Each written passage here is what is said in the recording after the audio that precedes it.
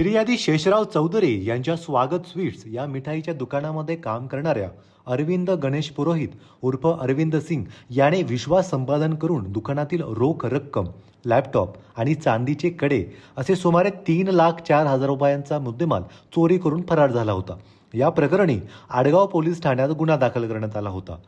तपासादरम्यान पोलीस उपनिरीक्षक दिलीप राठोड यांच्या पथकाला आरोपी द्वारका येथून बसने पुण्याकडे जाणार असल्याची गोपनीय माहिती मिळाली। त्यानुसार द्वारका सर्कल परिसरामध्ये सापळा रचण्यात आला होता। तोंडावर रुमाल बांधून आलेल्या संशयिताला पोलीस हवालदार वाघ यांनी ओळख पटवून आवाज दिला। पोलिसांची चाहूल लागताच आरोपीने पळ काढण्याचा प्रयत्न केला होता, मात्र गुन्हे शाखेच्या पथकाने पाठलाग करून त्याला जेरबंद केले।